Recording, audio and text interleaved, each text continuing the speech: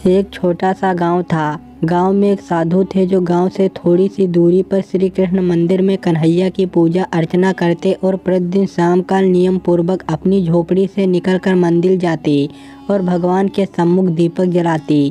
उसी गांव में एक नास्तिक व्यक्ति भी रहता था।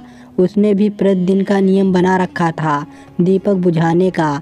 जैसे ही साधु भगवान के सामने दीपक जलाकर मंदिर से घर लौटते, वह नास्तिक मंदिर में जाकर दीपक को बुझा देता था। साधु कई बार उसे समझाने का प्रयत्न किया, पर वह कहता, भगवान है तो स्वयं ही आकर मुझे दीपक बुझाने से क्यों नहीं रोक देते।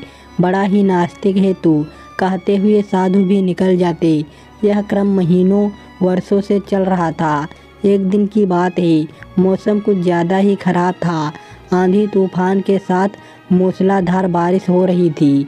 बारिश कुछ कम होने का नाम ही नहीं ले रही थी। साधु ने बहुत देर तक मौसम साफ होने की प्रतीक्षा की और सोचा, इतने तूफान में यदि मैं भीगते परेशान हुए मंदिर गया भी और दीपक जला भी दिया तो वह नास्तिक शैतान आकर बुझा ही देगा।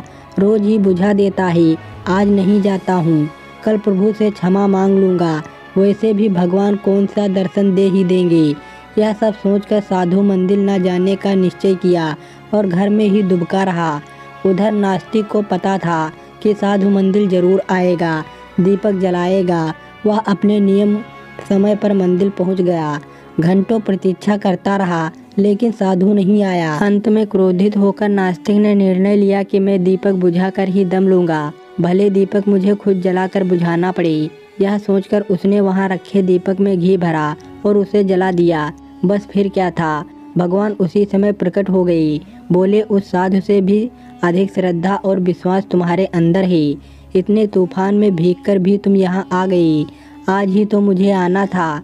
जो आया उसने पाया, यही तो कहा है कबीर ने। जिन खोया तिन पाया, गहरे पानी पेट में बपुरा बूढ़न भरा, रहा किनारे बैठ।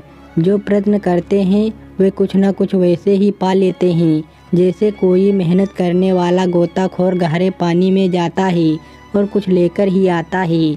कहानी अच्छी लगी हो दोस्तों तो लाइक और सब्सक्राइब करिए। धन्यवाद दोस्तों।